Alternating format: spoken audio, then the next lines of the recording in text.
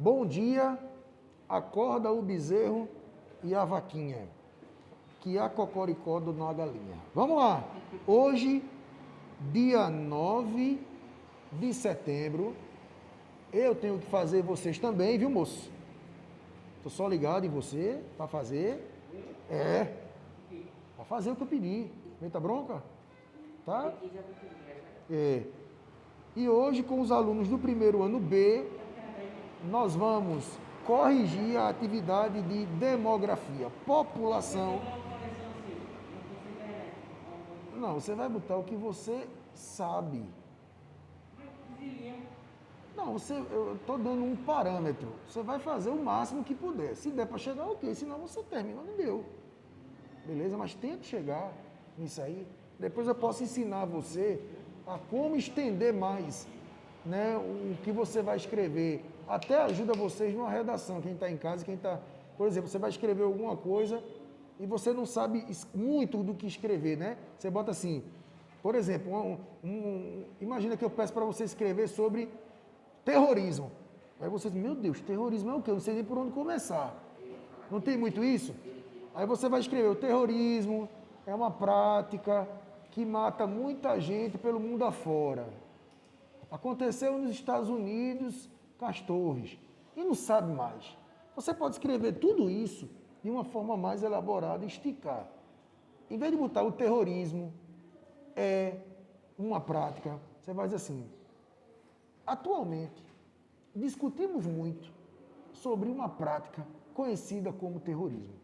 Já aumentou, não é verdade? Recentemente, estamos falando muito a respeito, de vez de botar terrorismo nos Estados Unidos, sobre o ataque terrorista no território americano. Viu aí como é que é o negócio que funciona? É assim que faz. Você deixa um negócio mais elaborado. Você vai escrever sobre as migrações. Você quer falar, por exemplo, sobre o camarada que sai do campo para a cidade. Fazendeiro que, por conta da seca, não consegue sobreviver para a cidade. Você vai dizer, um agricultor que passou a vida inteira sobrevivendo, plantando, sustentando sua família com tomate, batata, girimum, por conta de uma imposição climática, que esse ano a seca está mais severa do que antigamente, faz com que ele pense em deixar seu lar, deixar sua terra, deixar o local onde foi criado para tentar a vida, para tentar a sorte na cidade grande. Eu disse a mesma coisa. Beleza. Então é assim que a gente vai aprimorando. E vocês são ensino médio. Vocês têm que começar a treinar isso hoje, agora. Porque senão vai chegar lá no terceiro ano, para fazer redação valendo, não vai saber escrever, porque não sabe por onde começar. A culpa é quem? A culpa é sua. Então já vai aprendendo, tá bom? Não é enrolar, é falar de uma maneira mais formal possível. Eu posso dizer o seguinte, você é um aluno enrolão. É direto. Ou eu posso dizer o seguinte, você, comparando com os seus colegas de sala, percebo uma tática, uma estratégia a fim de... Ah, que frescura, né? É isso. Vocês têm que aprender a fazer assim. Tá certo, Maulinho? Tá? Vamos começar. Já está gravando, viu, Daniel? Já está gravando. Vou compartilhar a tela com o exercício e vamos meter bronca. Vamos embora, Marcelo. Fala aí no meu ouvido para eu ouvir se está compartilhando tela. Chama o Marcelo, né? Só Tá existia um bom. mercado aí. Eu tenho que falar com quem manda. Vamos embora. Primeira pergunta. Aguarda o processo. Tá, beleza. Vamos embora. Desliga os microfones. Vamos embora. Só liga quando eu pedir ou quando vocês tiverem alguma dúvida. No Brasil, aproximadamente 80% das favelas... eu lendo as perguntas, pode te ajudar aí. Viu? No Brasil, aproximadamente 80% da população das favelas concentram-se nas regiões metropolitanas. Eita, o povo chegando atrasado. Eu vou botar uma configuração aqui para não aparecer mais nunca. Tá? E 70% das moradias são construídas pelos próprios moradores em regime de mutirão. Qual é a ideia, minha gente? É mostrar que no Brasil você tem muita gente morando em casas precárias na favela. Quem está fazendo a casa não é um arquiteto nem um engenheiro, é a galera, vem cá, pega uma pá de areia aí, vai, segura aí e vai fazendo. São habitações de risco. E muitas vezes essas habitações de riscos, né, morar num local desse, pode ser motivo para alguém não querer ficar nessa cidade e querer migrar para uma situação melhor, querer ir para um local melhor. Assinale a alternativa que indica a região brasileira com o maior número de favela. Vamos pensar. Aonde você vai ter mais crimes? Em Vitória ou em Pombos? Por quê? Porque tem mais gente. Se tem mais gente, a probabilidade de ter mais gente que não presta é grande. Vai ter mais crime em Vitória ou em Recife? Porque em Recife tem mais gente, a tendência é que você tenha uma situação pior. Levando em consideração o Brasil, qual é a região do Brasil que tem uma maior concentração de pessoas, que tem um maior número de favelas? A região que tem mais gente, que é a região sudeste do Brasil. Então a região sudeste é a região melhor estruturada, é a região mais desenvolvida, é uma região que o povo do Brasil inteiro migra em busca de uma oportunidade de vida melhor. Então os nordestinos vão para São Paulo, paraibanos vão para o Rio, eles migram em busca de uma vida melhor. Chega lá, muitos conseguem, muitos não conseguem. Então perceba que a economia afeta na migração, tá certo? Fazendo com que as pessoas se desloquem de uma cidade menor, menos desenvolvida, para uma cidade melhor e mais desenvolvida. Entendeu? Porque ninguém vai querer sair de São Paulo para ir morar no Acre. A não ser que seja um motivo que não tem o que fazer, eu trabalho, fui transferido, mas eu deixar de morar em São Paulo, onde tem um negócio para ir para o Acre, a não ser que eu me transforme em índio, na verdade, e aí eu vou fazer parte da tribo da Princesinha Chucuru, que a líder dessa tribo é Princesinha Eduarda, né? Chucuru. Vamos lá, número 2. Então a resposta é a letra D de dado, Sudeste. Número 2. Sobre a população nativa do território brasileiro, no século XVI, assinale a alternativa incorreta. Incorreta. Você vai marcar que está errada. Aquela que não tem nada a ver no século XVI. População nativa, né? Processo de colonização envolvido aí nesse contexto. Então a resposta que você vai marcar é a letra B de bola. Estudos apontam que os grupos indígenas que habitavam o território, que hoje é o Brasil, quando a chegada dos portugueses eram passivos, os índios eram passivos e ingênuos. Por isso sua dominação e seu controle foi relativamente tranquilo para Portugal. Está verdadeiro ou falso? Está falso. Por quê? Porque eles não eram, por exemplo, passivos. Houve conflito. E também não foi relativamente tranquilo para Portugal. Teve briga, minha gente. Teve conflito. Então, está errado. Tá bom? Eles não eram passivos. Eles eram pacíficos. Eu não sou de briga. Mas se vier tomar o que é meu, a gente entra em confronto. Então, aí, resposta à letra B. Terceiro, diferentemente de outras populações no mundo, em que sua grande maioria estão com os baixos níveis de fecundidade, eu falei sobre isso, países que as mulheres estão engravidando cada vez menos, eu até perguntei em aula, quantos filhos você quer ter? Quantos filhos você quer ter? Cada vez mais as mulheres querem ter menos filhos. Eu até fiz uma brincadeira que Maura deu uma butada em mim. Eu disse, eu não quero ter nenhuma, quem quer ter é minha esposa. Ela fez, e tu não faz? Eu faço, mas eu não vou ter. Né? E baixos níveis de mortalidade. Ou seja, voltando para cá, então o que é que eu tenho? Eu tenho povos que as pessoas estão engravidando pouco, baixo nível de fecundidade, e como está engravidando pouco, a tendência é que nasça pouco, não é verdade? Exceção é quando a pessoa tem um trigêmeo, ela engravidou uma vez, mas vem três, é diferente, mas a regra é uma gestação, um menino, não é assim? Como eu estou engravidando menos, eu vou ter menos filhos. Ou seja, passando pela chamada transição demográfica, que eu expliquei também. Toda hora, velho, a tela para de compartilhar, porque é uma galera entrando. Vê a hora, o 9h25. Vamos embora. Os povos indígenas na América Latina, ao contrário, se encontram no processo de crescimento populacional. Deixa eu te explicar. O mundo inteiro está preocupado, Marcelo, João, Liz, Eduarda. É normal sua câmera estar desligada? Não, não é normal, né, minha gente? Vocês têm que avisar. Ainda bem que você falou, né? Eu tava vendo Ninguém aqui, tá velho. apresentando pra mim. Que onda é essa? Não tá. Sim, ele tá. Não, Não. Não não, tá. Não tá Sem nem... apresentar e sem imagem. não tá apresentando tela, não? Eu não perguntei? Tá não, tá só com a sua foto aqui. Tava igualzinha, mas agora não tá mais. Beleza, a gente bota para compartilhar novamente. Precisa disso de vocês, né? Trabalhar em equipe. Tá beleza? Tá compartilhando agora? Agora, Agora tá. Beleza. Quando acontecer, fale, tá certo? É porque eu acho que quando a galera entra atrasada e eu vou aceitar, eu acho que naturalmente para de compartilhar a tela. Me avise, tá bom?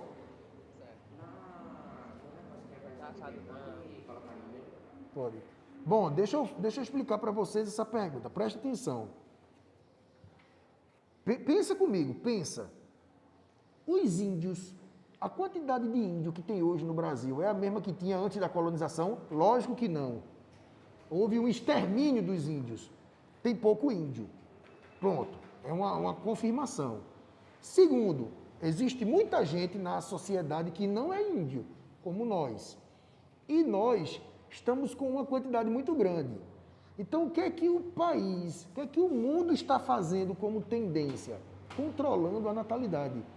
Então, as mulheres estão engravidando menos, baixos níveis de fecundidade, consequentemente, está tendo menos nascimento, menos mortes, está havendo um controle, transição demográfica. Porém, os índios estão com um crescimento populacional aumentando. Sabe por quê, minha gente? Por uma necessidade de sobrevivência. Porque se o índio não aumentar a quantidade de índiozinho, os índios vão desaparecer. Então, quanto mais índio fazendo menino, melhor. Por quê? Porque vai manter a cultura. Tanto é que as tribos indígenas têm como cultura a poligamia. Sabe o que é poligamia? É quando uma pessoa, um cara, pode ter várias mulheres. Isso não é proibido. Então, a tribo indígena é assim. O índio, o cacique, ele pode ter várias mulheres. Não é safadeza. É para que ele possa fazer mais grávidas. Possa engravidar mais mulheres para ter mais índiozinhos e continuar, né, existindo índio. Assim como tem tribo que tem a poliandria. Não sei se vocês já viram poliandria. Quando a mulher pode ter vários homens. Também é possível. O marido dela morreu, ou o marido dela é estéril, não pode ter bebê, ela pode ter com outro. Porque o objetivo aí não é traição, é ter filho. O objetivo é ter filho. Para quanto mais filho, mais índiozinhos, mais, né? 4 índiozinhos foram passear, além da montanha, pronto. E aí você vai mantendo a tradição indígena. Então é isso que vem acontecendo. Vamos seguir. Assim sendo, os altos níveis de fecundidade desses povos, são os índios, estão sendo mantidos nos últimos 10 anos, pelo menos, e a taxa de crescimento anual está sendo estimada, de uma maneira geral, em 3% ao ano. Isto indica que esses povos estão com uma dinâmica demográfica completamente distinta daquelas observadas na maioria dos países do mundo, não só na América Latina. Lógico, a maioria do mundo está controlando, enquanto os índios estão aumentando. Beleza, eu já expliquei o porquê. Aí tem aí, né? De onde veio o livro, enfim. Sobre demografia, leia as assertivas. Então, esse terceiro quesito é aquele que você vê o primeiro, o segundo, o terceiro, o quarto, para você dizer a sequência, o que é que está verdadeiro, o que é que está falso. Vamos para o 1. Densidade demográfica, taxa que mede o número de pessoas de um determinado espaço, geralmente medida em quilômetro quadrado, verdadeiro. Quanto mais gente junta no lugar, maior a densidade demográfica. Quanto mais gente junta no local, maior a densidade demográfica, perfeito. Número 2, crescimento populacional é a taxa de crescimento populacional calculada a partir da soma do crescimento natural e do crescimento migratório, verdadeiro. Eu expliquei aqui os tipos de crescimento. Crescimento vegetativo ou natural? É quando a população aumenta, levando em consideração natalidade e mortalidade, cresceu. Crescimento migratório, levando em consideração quem chega e quem sai, cresceu. Então, quando eu pego o aumento de pessoas que chegou e o aumento de pessoas que nasceu, vai dar um crescimento total, verdadeiro. 3, taxa de natalidade, número de óbitos que acontecem em uma determinada área. Falso. Né? Natalidade vem de nascimento. Olha o nome, NA, natalidade vem de nascimento. Não pode ser número de óbitos, porque número de óbitos é o quê? Mortalidade, morreu. Até quando a pessoa morre, vai tirar o quê? Uma certidão de óbito. Quando a pessoa nasce, tira uma certidão de quê? De nascimento. Tá certo? Então o 3 está falso. E o 4, taxa de fecundidade, número de nascimentos bem-sucedidos pelo número de óbitos em nascimentos, também está verdadeiro. Então a resposta aí vai ser 1, 2 e 4, letra D de dado. Que horas, meu Deus? 9h30. Quarto quesito, essa é muito legal, minha gente. Muito legal. Né?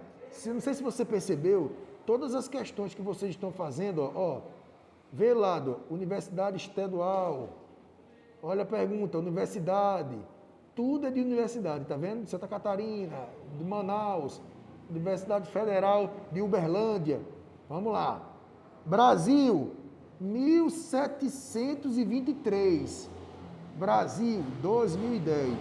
Você tem duas imagens aí, de um negro cortando cana e de um outro negro, agora ele está com uma máscara, cortando cana. Vamos lá. Manuel, escravo, corta cana mais de 12 horas por dia. A única coisa que recebe em troca do trabalho é moradia e alimentação. Ponto. 2010. Manuel, que não é escravo, corta cana mais de 12 horas por dia, recebe em troca de seu trabalho um dinheiro que mal dá para alimentação e moradia. Perceba que nos dois casos, Manuel só leva fumo. No primeiro, ele leva fumo porque ele é obrigado a trabalhar, porque ele é escravo e ainda por cima faz isso em troca de comida e em troca de moradia. Ele é escravo e trabalha para comer e morar. No outro, ele não é escravo, mas aí ele trabalha e não tem condições nem de se alimentar bem, nem de morar. Ou seja, o que mudou ao longo do tempo? Eu saí de uma condição ruim para uma condição ruim. A diferença é que são duas situações diferentes, mas as duas são ruins. É como hoje eu não ter dinheiro para almoçar e amanhã eu almoço, mas eu não tenho dinheiro para jantar, ou seja, eu vou ficar sem comer em algum momento. Então a diferença é que no ele é escravo e no outro ele não é. Numa condição ele é ruim por ser escravo, mas come e dorme. Já no outro ele é livre, mas não tem oportunidades. A charge acima faz uma analogia entre o trabalho escravo no século XVIII e o trabalho de cortador de cana no século XXI, indicando que qual é a analogia? Lembrando, analogia, a gente viu essa palavra, viu no começo do ano, quando eu falei de princípios da geografia, princípios da extensão, princípio da causalidade, princípio da atividade, princípio da analogia. Analogia é comparação. E esse quesito aí, o quarto quesito, qual é a comparação que a charge está fazendo? Resposta letra B. Apesar de terem se alterado as relações de trabalho, porque era escravo e agora não é, ainda persiste a manutenção da situação de exploração do trabalho rural, porque antigamente era escravo e agora, apesar de não ser escravo, mas ele ganha muito mal. Olha aqui, Manuel, que não é escravo, corta a cana mais de 12 horas por dia, recebe em troca de seu trabalho um dinheiro que mal dá para poder comer, ou seja, se mantém a situação de desigualdade, uma situação aquém do ideal, tá bom? Então, resposta do quarto, letra B de bola. Quinto, o intenso processo de imigração no Brasil, principalmente entre a segunda metade do século XIX e as primeiras décadas do século XX, deixou fortes marcas de mestiçagem e hibridismo cultural, constituindo um importante fator na demografia, cultura, economia e educação desse país. Lógico, muitos imigrantes vieram para o Brasil, japoneses, olha a cara de Marcelo, japonês, Se a cara dele não for um descendente de japonês, é cara inchada, só faz dormir. Japoneses, portugueses, alemães, italianos e fora outros que vieram para cá, que faz com que a gente tenha miscigenação, mistura de raças e mistura de cultura. Minha gente, a gente fala português, a gente usa essas roupas, a religião predominantemente é a cristã, né? A gente faz a arquitetura, tudo isso é herança colonial, tá bom? Colonial. O processo de imigração retratado teve como principal atrativo o que é que levou a galera a vir para o Brasil, minha gente? Ao longo do tempo, letra B, oferta de postos de trabalhos nas lavouras. Eu não sei se você já viu isso em história, mas o Brasil é muito grande. E para eu poder povoar certas áreas do Brasil, não tinha gente suficiente. Então, o que era que acontecia? O governo incentivava os imigrantes virem para o Brasil. Venha, pode vir. Aí os imigrantes faziam o seguinte, eu vou por quê? Eu vou fazer o quê? Aí o governo brasileiro, na época, como precisava de gente para vir, dizia, nós vamos lhe doar terras para plantação. Vocês vão ser donos de terra e ainda eu pago a viagem. Taca molesta. Camarada, quer que eu vá? Vai me dar uma terra, vai me dar dinheiro para plantar, ainda vai pagar a viagem para ir, pelo amor de Deus. Eu quero mais o quê? Então, muitos imigrantes vieram para o Brasil nessa época. Aí vocês vão aprender depois que era tanto imigrante vindo que daqui a pouco a gente ia perder a nossa cultura brasileira.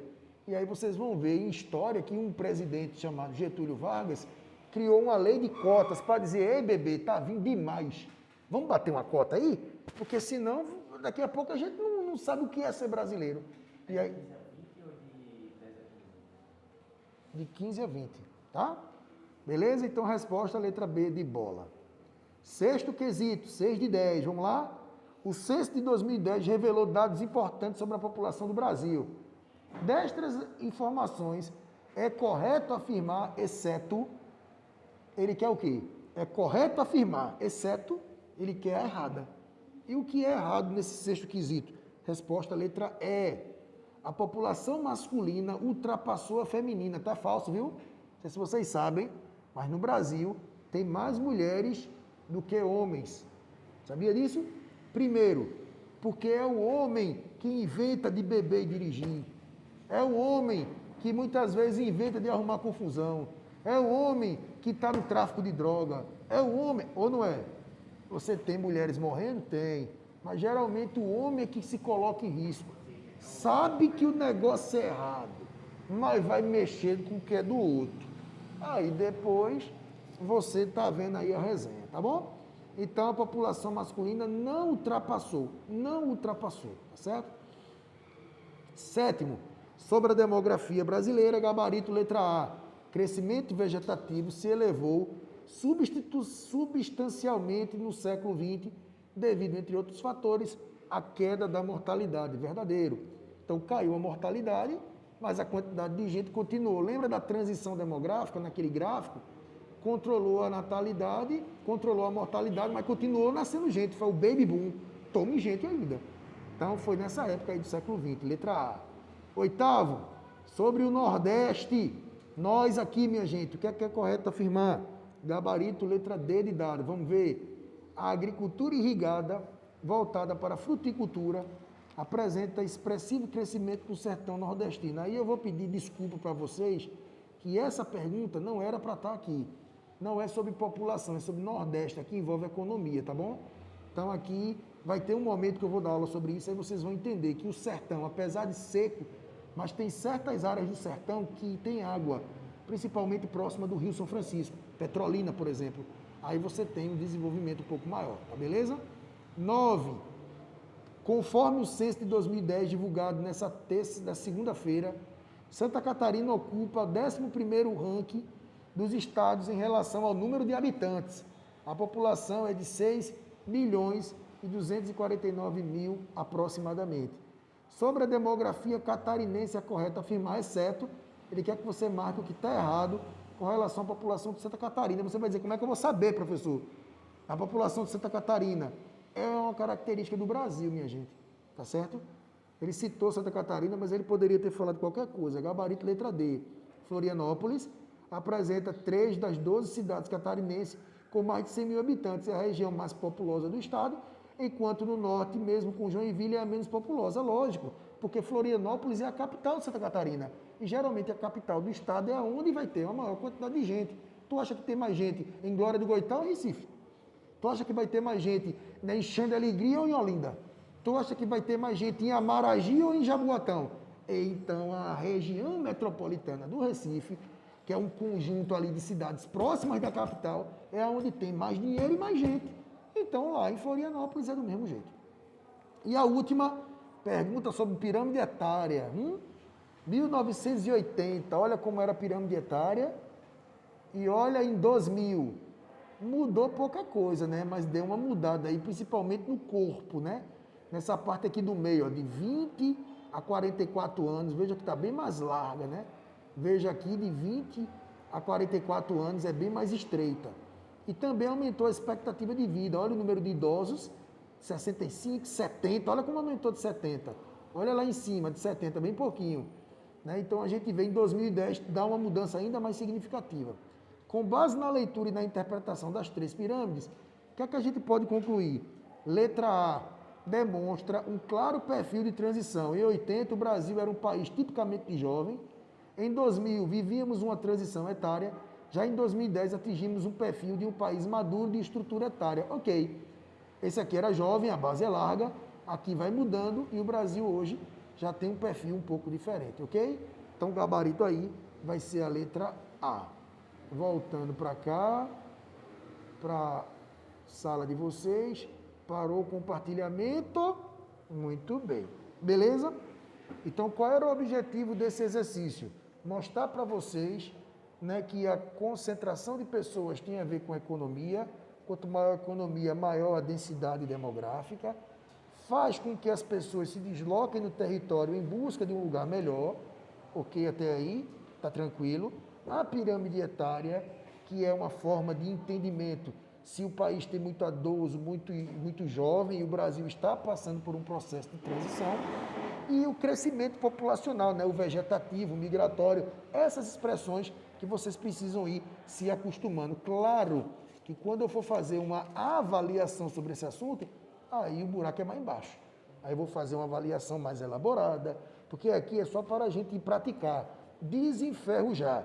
Numa avaliação, eu vou avaliar. Aí eu vou colocar no estilo da UPE, num modelo mais elaborado. Por isso que é importante que você estude, tá bom? Eu vou parar de gravar aqui para dar uma dica para vocês.